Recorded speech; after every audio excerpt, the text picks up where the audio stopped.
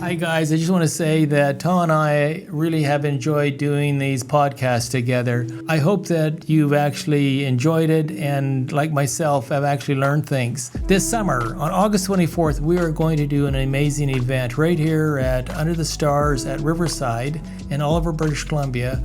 We are going to do a live podcast. We're interviewing a couple of really interesting guests. We'd like to invite you to be there. I believe that you will not only enjoy it, but will be challenged and encouraged by it. So, August 24th, for more information, go to mscproject.com or to underthestars@riverside.ca. Save the date. Look forward to seeing you there.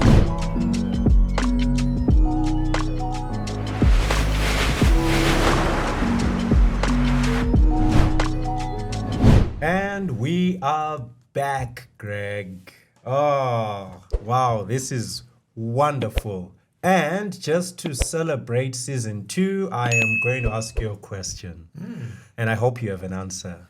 Because if you don't, I am going to laugh for a little while. You'll be disappointed. There is nothing as powerful as an idea whose time has come. Who said that? If memory serves me correctly, Victor Hugo. Oh, okay, Mr. Director, you have to put in a round of applause for Greg on that one. It is Victor Hugo. And in this season, Greg, we are going to be talking about big ideas. Excellent. Big ideas. The truth about the story of humanity, and this is what I think, is that at the core of many societal turning points are big ideas. You cannot tell the story of humanity without including the big ideas that changed the way we viewed the world around us, and in some places, the way we viewed each other. Yep. We viewed our shared humanity.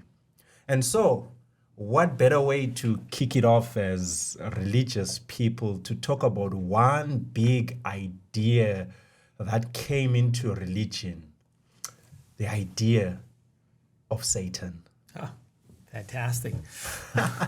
How would you define Satan, Greg? Imagine I'm from the moon and I land on planet Earth and I say, oh, greetings, what is Satan? That's a great question. One is that I would describe him as a demonic influence on people and in the world in general. A demonic influence. You know, that word that's a big word. It is. That's a big word. I think there's an entire field of study on demonology. Yes. Yep. You know, and I can imagine there could be some people who are watching us right now and thinking, wait a second, no way. I'm not a religious person. I don't believe in demons. Do we have other things in society that are, I guess, mysterious or that are evil in nature? Ghosts. Ghosts. The general public would say, yeah, sure, yeah. I think the idea of ghosts, I've seen a few strange things in my life, you know. In the area that we stay with, oh, Greg, you'd know this. There's a creature that is known, In the lakes. in the lake. Yeah. Yeah. What is it called, by the way? Ogopogo. The Ogopogo. Yeah. Where I grew up, in the Victoria Falls, we have the Nyami Nyami. Oh, Yeah. fantastic. It just seems to me that all societies, or maybe let me ask it, Greg, do you think all societies, religious or non-religious, have the idea of some evil? No, I don't believe all societies, all religious groups have a idea of evil. I think the concept of evil is actually a very powerful one, and how we understand it helps us, or it probably limits us and influence us how we interact with other people and how we respond and how we interpret their response. So what I'm saying is that oftentimes we can say, oh, that person or that group of people were, I'm going back to my word that I use, demonically influenced. They did evil, they did bad things. I'm going to use, for example, the Second World War, a very famous dictator, leader, politician, Adolf Hitler. And again, he did some very dramatic and very disturbing things, primarily to the Jewish people. But you go over to Stalin, did a lot of damage to the Ukrainian people and a few others. So there's a lot of other people groups that got in the crosshairs of some of these very powerful and destructive leaders. And we see the response on it. So we oftentimes excuse the person, well, he was under demonic influence, et cetera, on it. And we say, well, it's kind of like they were doing it, but they were inspired by this force. Yeah, but I understand people who will then say, Greg, if you can't measure something empirically, then it doesn't exist. Okay, so let's go back to your example, World War II. Okay, you have this individual who is going out and doing atrocious things to other human beings. And then what do we say? Oh, he's inspired by the devil. Yep. But you can't measure the devil, can you? Like, can you say, okay, this is 25% devil, If you can't measure it, someone would argue and say, if you can't measure it, then it doesn't exist. Now, how do you respond to that? How do you respond to the devil, or how do you respond to the demonic influence or power that he has on individuals? Yeah, but so I'm just saying, it's just for clarity. So what you're saying is that how do you measure it? I love that question, and I don't have a brilliant answer for you, but I think there's a couple of things that we can look at. One is that, and I'm going to use this for example, Adolf Hitler. Yeah. Adolf Hitler, for many years, was a nice guy. He was a beekeeper, I understand. He sang in the church choir. I'm told he was a theologian also. Poor one, maybe. But he was, he reported on the First World War, et cetera, and he saw the atrocities of the war that took place in the First World War, and in turn, this gave him an understanding and how to go forward on it. My point is that I would argue that for a good portion of his life, he was not under a demonic influence. So the last portion of his life, and I don't know how many years precise, but let's say the last 15 or 20 years of his life, he was under a demonic influence. So can I say, well, that was a 30% increase or a 10%? No, I can't. But I feel very confident that there was, at some point in time, he became inspired by all sorts of other motivations that he had, imperial concepts of what he wanted to do in Europe, and the human greed side of humanity perhaps took over, and that opened him to be influenced to a greater degree. So can I say that it was a 30% increase, 100%? No, but I can say with pretty high degree of assurance that when he was out keeping bees, he probably wasn't demonically influenced. Yeah, but you're saying here, I guess my argument is that, or the argument I'm bringing to the table here, is that this big idea of a devil or demonic influence cannot be measured.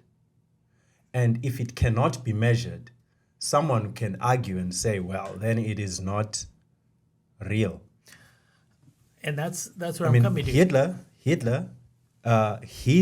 what he did was maybe a result of his own personal traumas or his society he was in. I mean, guy lived through the First World War, and he has a not quite the most pleasant history.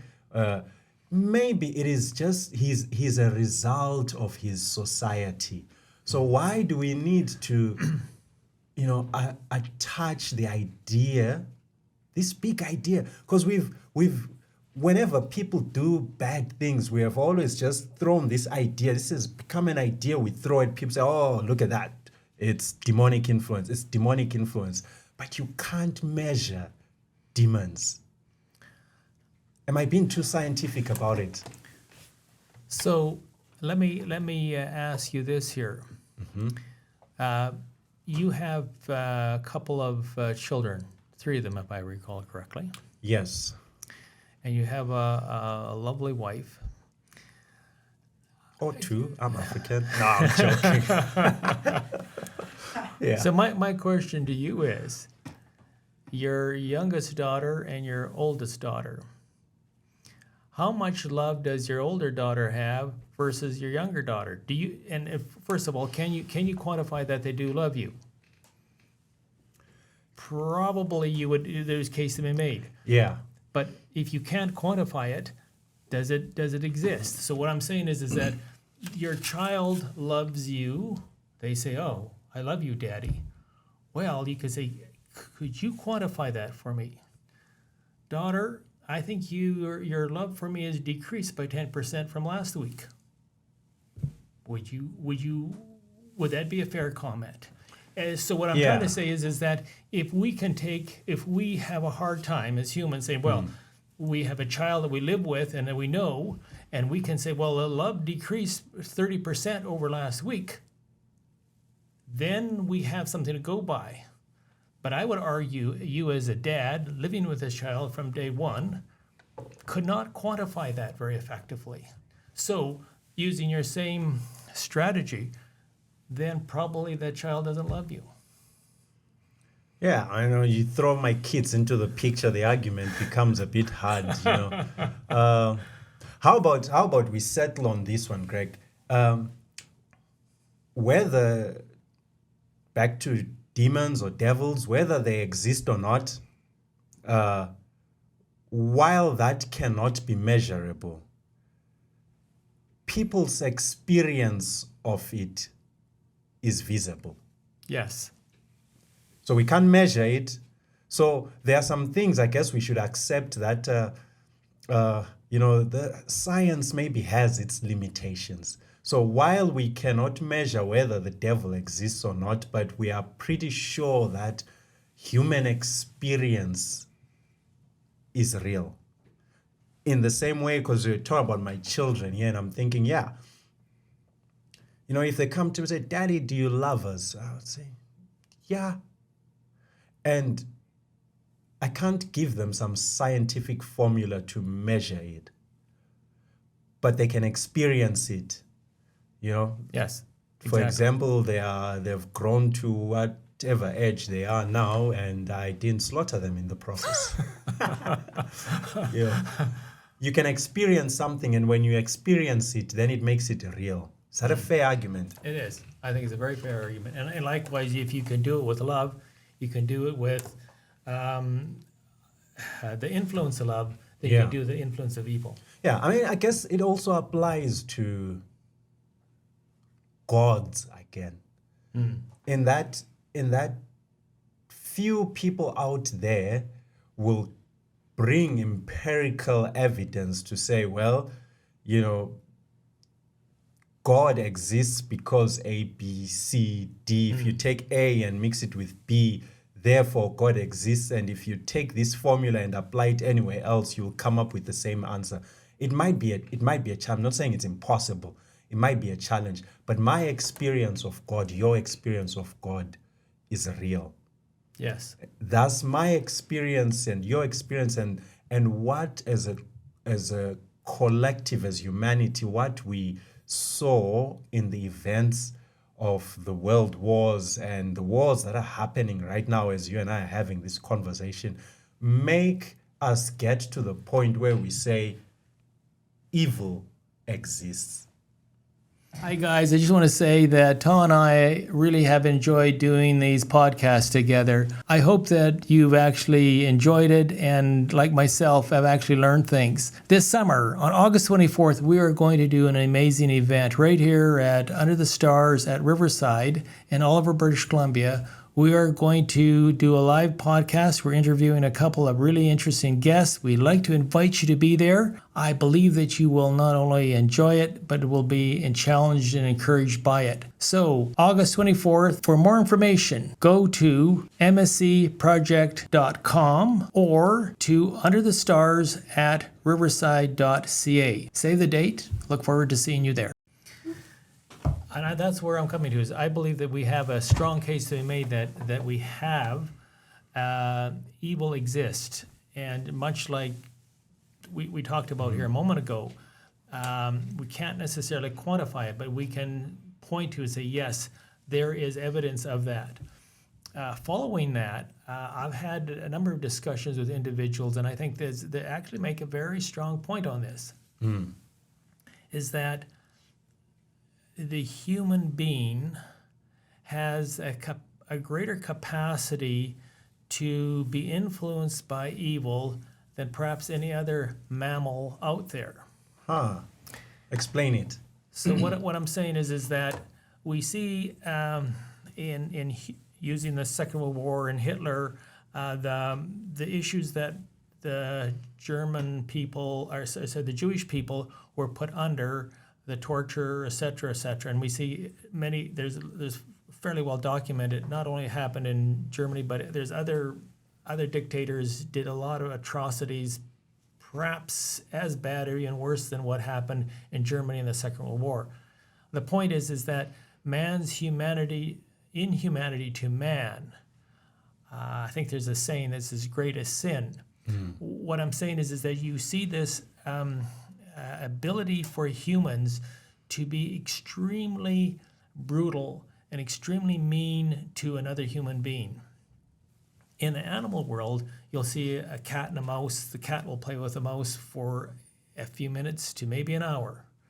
I have never seen this in real life. I've watched the movies where you'll see in the continent of Africa, lions take down a prey, and there's oftentimes a few minutes before that animal succumbs to the death.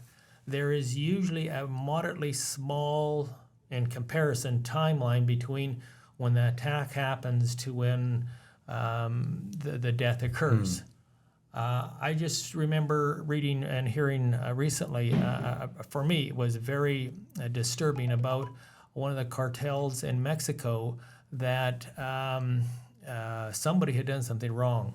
And I may have mentioned this before, but they the person passed out with so much pain under the torture, they forced a doctor to come in and ultimately revive the person so they could torture him again.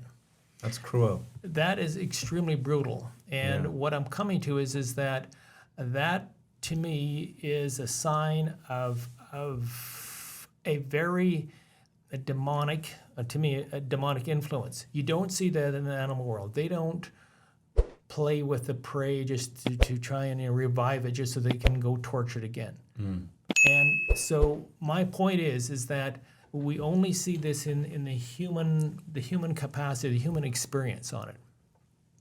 So I guess the argument is that if humans can do that, then surely that has to be through demonic influence. It doesn't. Let me back up here. Yeah. I think a demonic influence pushes humanity in that direction. I don't think it forces humanity in that direction. At any time, human beings can stop, but they are not always forced. And what I'm coming to is that I remember a saying that I heard in the 70s, I think, the devil made me do it. Yeah. And it's like, Blame Satan. yeah. It's like, somebody back there did it to me. And I'm just kind of innocent bystander. Yeah. I take no personal responsibility for it. Yeah. And I feel that is extremely, that is not a correct way of looking at it, because then everything is somebody else's fault. I take no responsibility. And this is one of the things that I have to, for me, when I've studied other world religions, Shintoism talks about much more taking personal responsibility. You Yeah. have Hindus have that similar concept that we have to take some personal responsibility for it. So their Christianity has a very well developed idea about evil and Satan, or however we want to term it, this demonic influence. It's a well developed image that we have today.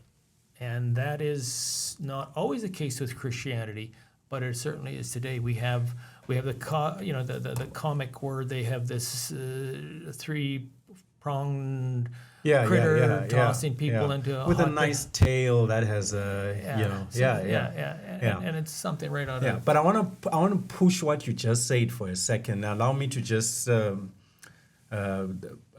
push back in a kind of a way, okay? I want to push back at what you're saying, because if you're saying, let's talk about Hinduism. You referred to Hinduism. In the Hindu tradition, they do not have a devil per se. Okay, Right. There's no devil in the Hindu tradition. They are just people who do good things and bad things. So sometimes they are good, sometimes they are bad, but they are all children of the gods or a god. Okay, you just do good or bad things. And in Hinduism, I guess the line between good and bad is so blurry. You just move into one or the other. Okay, Yep. so there's no devil. It's people.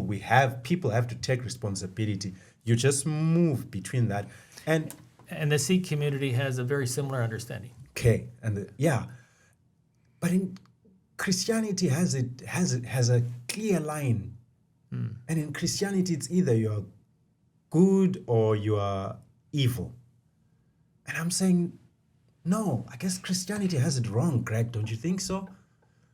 I mean, the line should be blurry there. I mean, even in the Bible, I mean, you've seen it in the Bible where, it says an evil spirit from the Lord. That's blurring the lines right there. God hardened Pharaoh's heart. That's blurring the lines. Is it a bit more blurry than what Christianity likes to push it? Like, I don't think it's clear.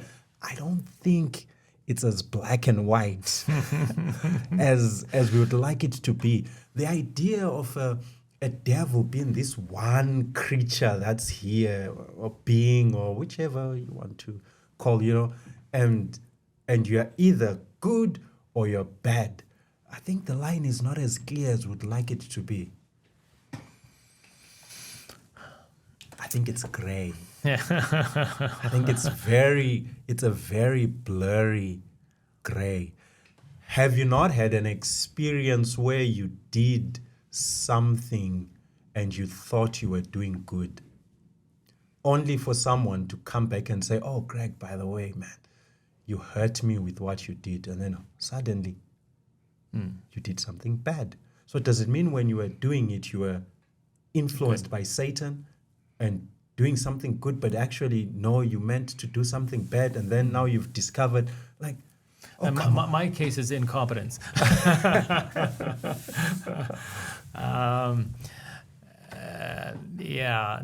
That's a really interesting question. Is that does doing good one time ultimately, with greater understanding, turn out to be something poor or bad later on? The progression of understanding and the right and the wrongness of it is a very interesting and delineate between those two. There is, I think there is a clear line between ignorance and doing something out of ignorance and doing something out of evil influence. Wow. You're getting deep into the grays here, Greg. Explain that. So in my world, one of the businesses I was involved with early on is that I was growing plants, and I still do grow plants. And some of the things that I thought were the best for the plant, it turned out not to be the best. For example, fertilizer is good, but too much fertilizer is bad. So, am I doing a good thing by putting fertilizer on? Yes. Can that same thing be bad if I put too much on? Yes.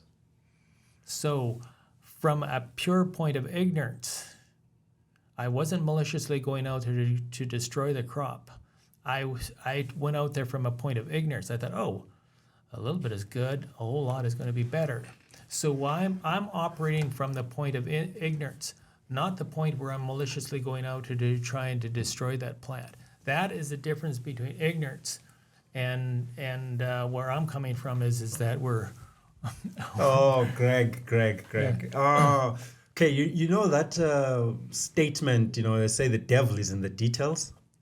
Yes. Unfortunately.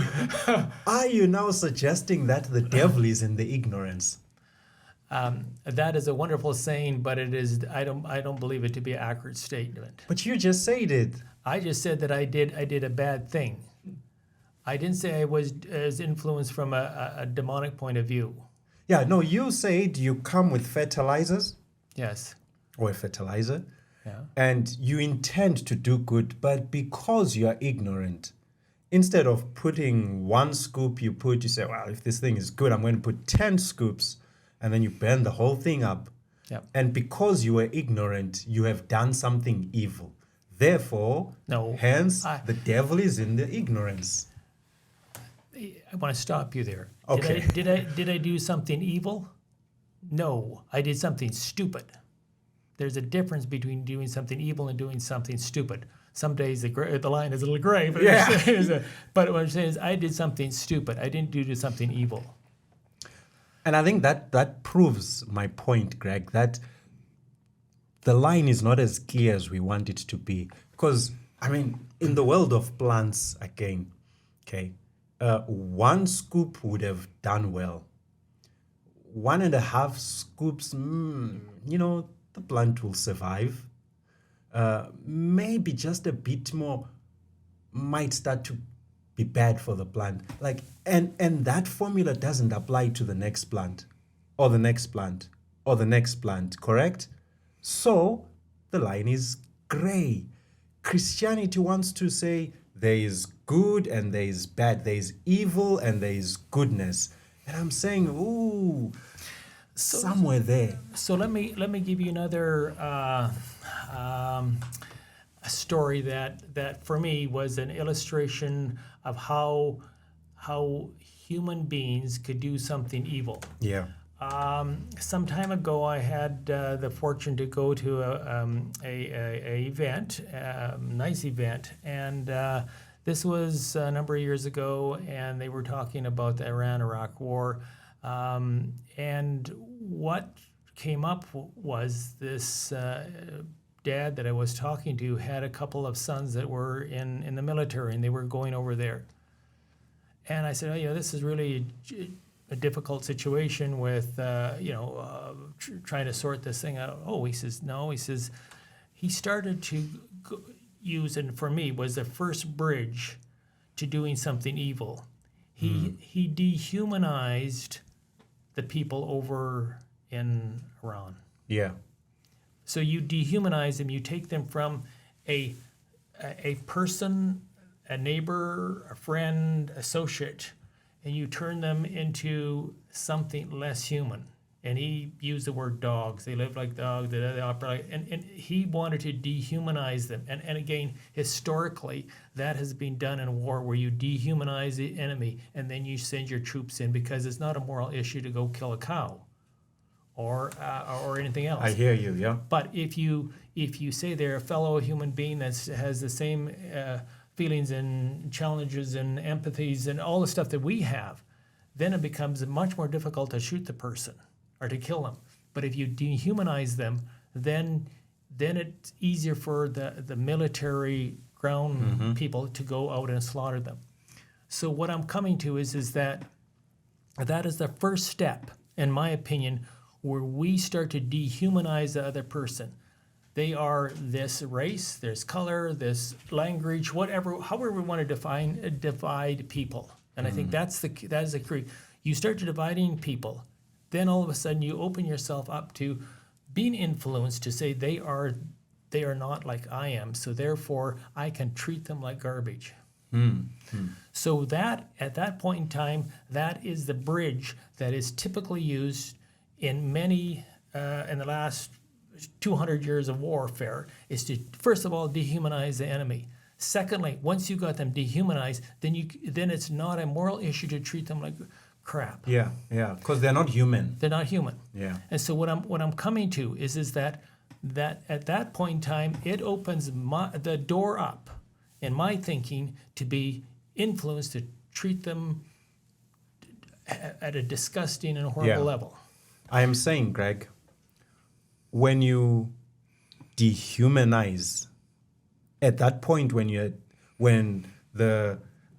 those who run the industrial military complex, when they are dehumanizing other human beings, at that point, don't you think the door has been open already?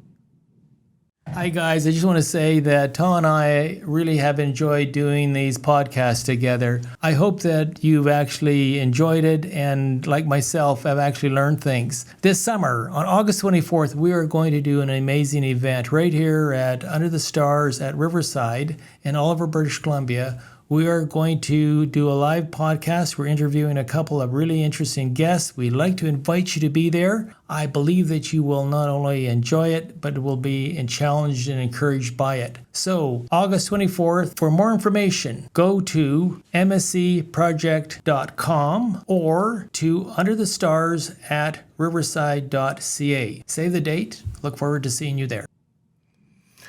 Before they even fire the shots, at that point when they start saying, well, these people, referring to them as these people or those people, live like this and like this, they are not like us, they live like this, they're not like us. At that point, I think, the door has been open already. And so there is no clear line, what I'm saying, Greg. There's no clear line where you say, oops, as soon as you jump over this line, you've stepped into evil. But if you are still on this line, other side of this line, you're still on the good side of things. It is blurry. It is extremely blurry. And while Christianity has said good, evil, I like that big idea. Don't get me wrong, I like that big idea. But Hinduism has also given us something that I think we should incorporate into that idea, that the line is not as clear as we'd like it to be. Because at that point, let's go back to your illustration. You have the stakeholders in the political system who want to attack another country, place, people, / whatever. And the first thing they do is, already at that point, because they want to do it, I think evil is already in the picture. When they come and say to the troops, listen, this is a disgusting race of people, evil is already in the picture. And when the shots are now fired where they are, evil is still in the picture.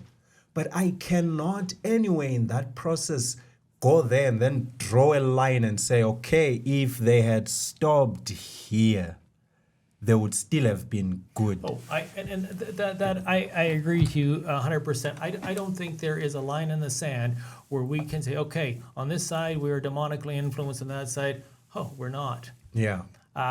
First of all, I think we oftentimes underestimate the intelligence behind evil. Huh. Talk to me about that. So, from the Christian narrative, Yeah. going back in Scripture, we see that the primary person that we point to is Lucifer. We Yep. in the Christian is Lucifer. Lucifer in the Old Testament part of it is described as an angel of light, a brilliant person. Yeah. Brilliant it sounds like there was some, he literally could light up the room. But I believe that it was also brilliant intellectually also. He, in turn, deceived a third of the heavenly beings, angels, etc. on it. These angels are pretty sharp bunch of people. They're Beings. not, beings. Yeah, excuse me, beings. Yeah. Beings. They have a lot going for them intellectually. So they so happen to choose him. So my point is that Lucifer had to be brilliant at what his arguments were, had to be brilliant at his position to get a third of the angels to follow him. That's a huge number. Yeah.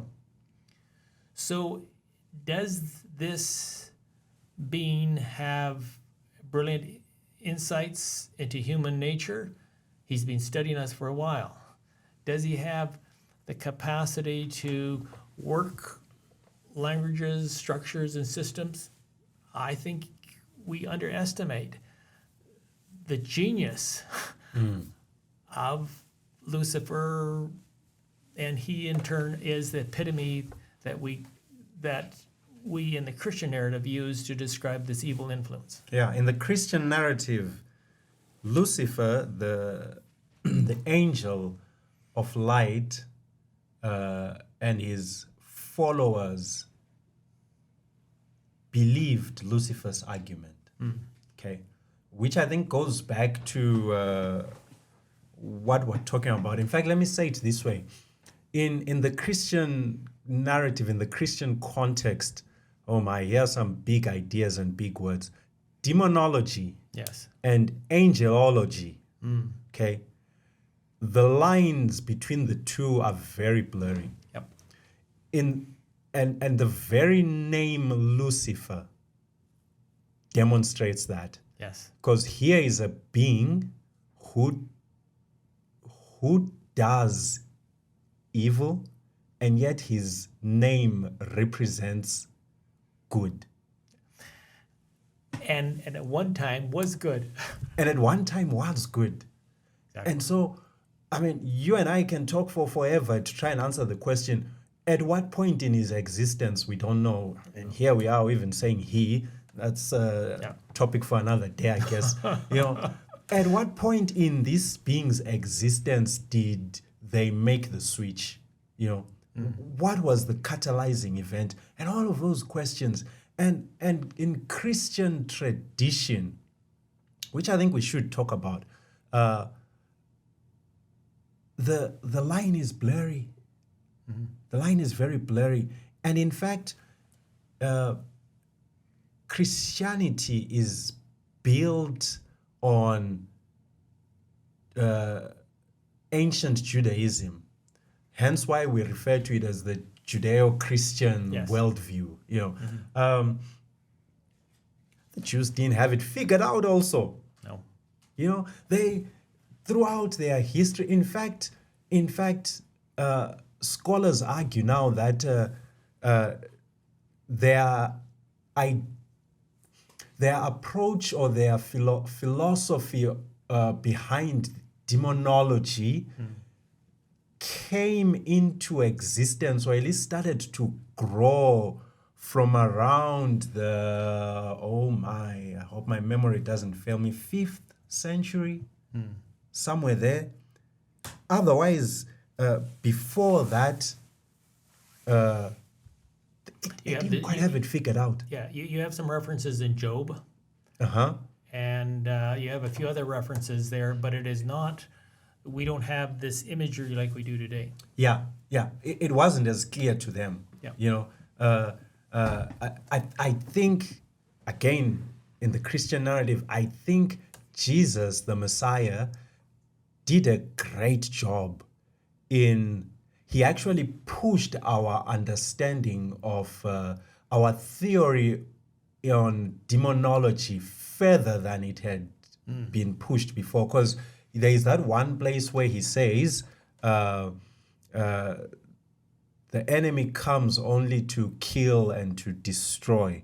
Yep. Mr. Director, make sure you throw that text on the screen so that we see it. The enemy comes only to kill and to destroy. So in saying that, he's actually just making it clear that, hey, this individual is the one behind all the killing, all the destruction. You know, he makes it clear who is behind it. And yet for you and I as human beings, I mean, we can choose which side we want to align ourselves with, whether we want to be on the side of good or on the side of bad. But the very nature, our very nature, makes us such that we can easily move to the one that we don't want to be. I will be the first to say I appreciate the Christian narrative, but I do think that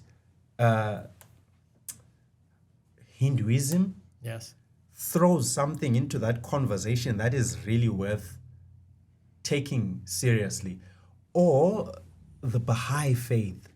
Okay, they believe that darkness is the absence of light.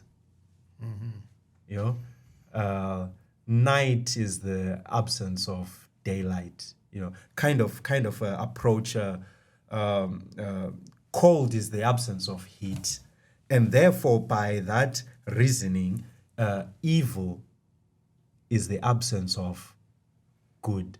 So they also don't have a kind of like a devil that they've nailed down to say, oh, it's a devil. They're saying it's the absence of good. What that does, Greg, and I think you and I would agree on this, is that it says to the human being, you can take responsibility. Yes. Yeah. You can choose to act differently. And therefore, that then begs the question, is there such a thing as demonic power over me? Like, can I say, oh, I didn't mean to do it, the devil made me do it? I think no. Am I off to lunch on that one? Oh, yes.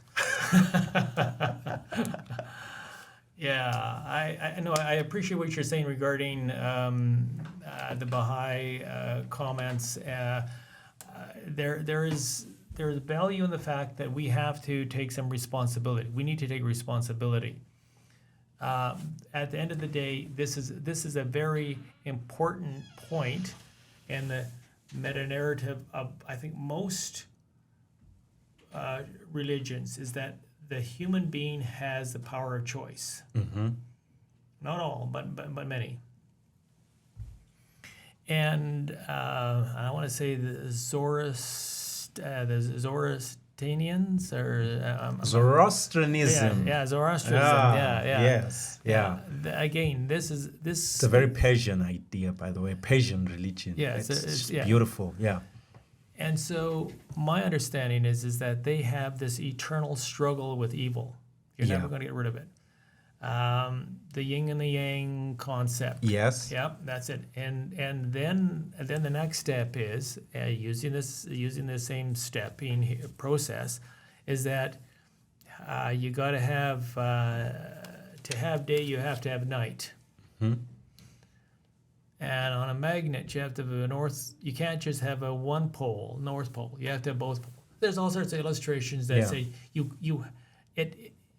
it forces this concept that you have to have a demonic influence to appreciate a good influence. What you're coming to is that if I'm in between here, so I should be able to take responsibility back and forth, and therefore it is my choice all the way along. Yeah. And I agree to a point. Mm.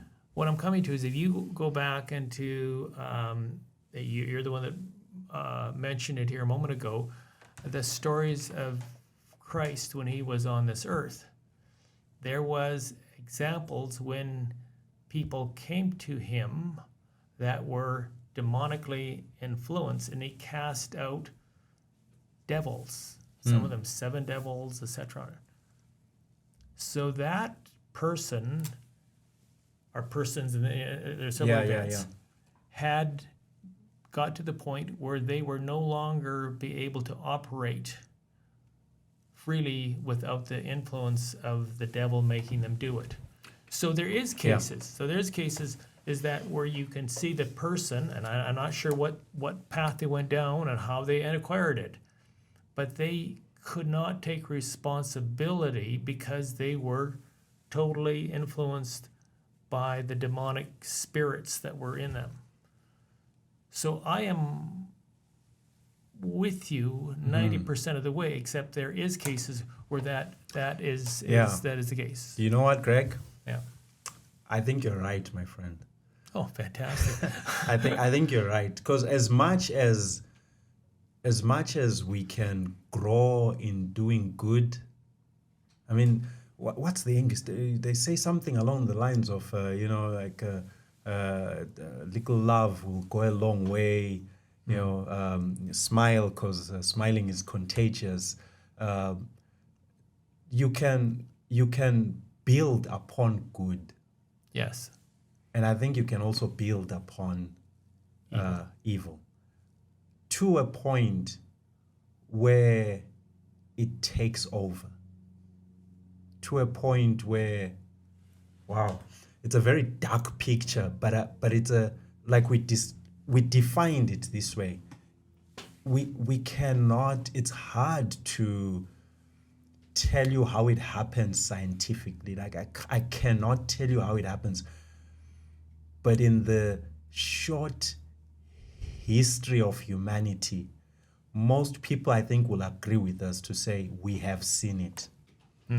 Where you just stop and try and make sense of why someone did such a thing, and there are no easy answers.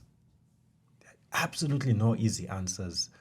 Mass murderers, people who abuse, and a lot of things that we have seen. I worked with an orphanage in an earlier time in my life, and I can attest to how people would rape children, abuse children, and then like there was a time where people thought that by forcing yourself on a baby you can cure yourself of HIV. Yeah. And so we had all these children. Oh no. Just babies with HIV positive, and then they'll take these children, just leave them by the door at the orphanage, or just leave them on the street, and good luck finding answers on why people do that. Yeah. And I think, yes, Jesus, the story of Jesus really does bring out that fact that it's there. And the more you dwell on it, the more you practice something long enough, you become so good at it, you can do it with your eyes closed. Yeah. Yeah. The more you dwell on it, it becomes you. But that dark picture doesn't tell the whole story. The more good you do also, that also becomes you. Yes. Yeah. Yeah. And I think that's you're pushing us in an area that is kind of interesting. What I hear you saying, and what I have seen too, is that people become so influenced by this demonic force that, as you just well said, they can't do anything other than that. That is them. And in the same breath, I have seen people that are so good at doing good, Yeah. they can't not but do good. Yeah. And it's just their character. And even when these people go through difficult times, they still spit out sweetness. Yeah, yeah. I know a few people like that. You know, you sit and you wonder, do you ever have a bad day? Yeah. Because it just sounds like all they do is, they bring a little sunshine wherever they are. Hi guys, I just want to say that Tom and I really have enjoyed doing these podcasts together. I hope that you've actually enjoyed it and, like myself, have actually learned things. This summer, on August 24th, we are going to do an amazing event right here at Under the Stars at Riverside in Oliver, British Columbia. We are going to do a live podcast. We're interviewing a couple of really interesting guests. We'd like to invite you to be there. I believe that you will not only enjoy it, but will be challenged and encouraged by it. So, August 24th, for more information, go to mscproject.com or to Under the Stars at riverside.ca. Save the date. Look forward to seeing you there. It can be the cloudiest of days, and yet there they are. And that goes back to something you said here today, Craig, that one of the great gifts we have as humanity is that we can choose. So here are two paths here, and you can choose one. Is it going to be the one that piles up goodness in your life and in those around you? Or will it be the one that piles up evil in your life and thus spewing evil to those around you? I mean, I choose goodness. On any given day, hands down, I will choose goodness. I'm really relieved to hear that. Yeah, because you have to live with me. I'm your friend, by the way. That's right. Yeah. No, I think the point you make is actually really a powerful one. Is that if we consistently are in that direction, it'll happen to us. It becomes part of our character.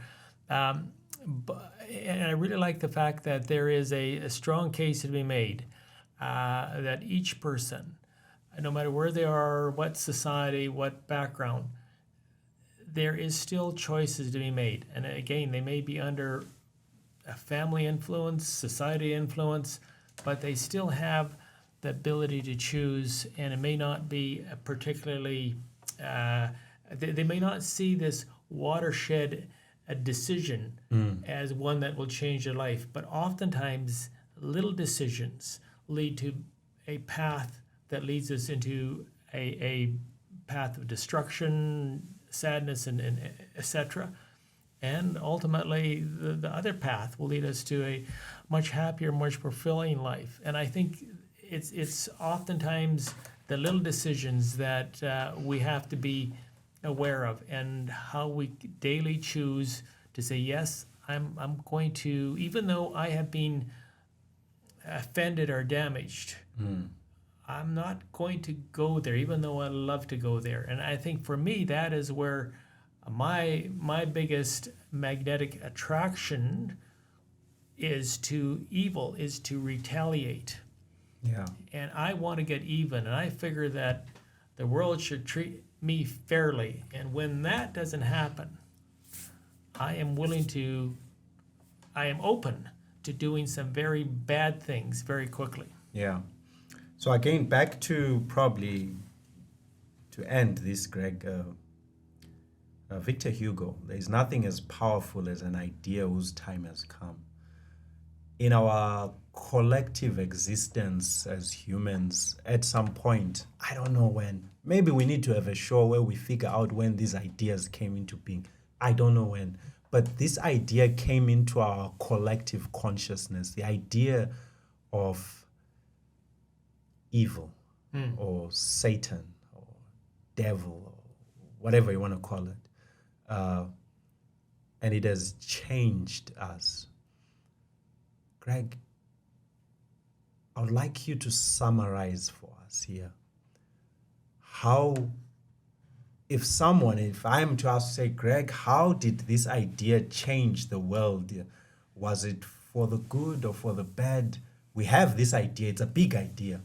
And we operate, on a daily basis with it. Sometimes we're not even conscious that we're using this idea to make sense of reality. Now, I'm asking you to summarize for us. How has this idea impacted the world? Is it for the good or for the bad? You go for it, and then I'll tell you how I summarize this whole thing about how, at the end of life's journey, when someone says, Greg, this idea came into humanity, what do you think? Was it a good idea or a bad idea? What would you say? So I would like to use an example that appeals to me. Yeah. Are airplanes a good idea or a bad idea? And my point is that a few hundred years ago, they understood a limited amount of information about aerodynamics, but they were starting to get a concept in, and they were starting to realize that, as speed increases, pressure decreases, and so they were fooling around with all sorts of wings and propellers, etc. And they finally started to figure this thing out. And as their understanding of the concept grew, the capacity to utilize that concept was amazing. And today, we have airliners that take people to vacations in tropical warm places, which is a very good idea. I think so. It's a very wonderful idea. Especially at this time of the year in Canada. And we also have airplanes that load up with bombs and bullets and drop them on people. So are airplanes bad or good? I'm arguing that, again, it's an idea that as we have understood Satan, or the demonic influence, now that we understand it better, we can clearly make better choices in how we respond to things around us. And for me, I believe that I again go back to this, knowing understanding the concept of Satan, demonic influence, demonology, has given me the capacity to give clarity and to be able to define it in my thinking. And I now have a clearer understanding when the paths diverge. Wow, yeah. That would be how I appreciate the evolution of our understanding of this demonic influence. Yeah. I would say my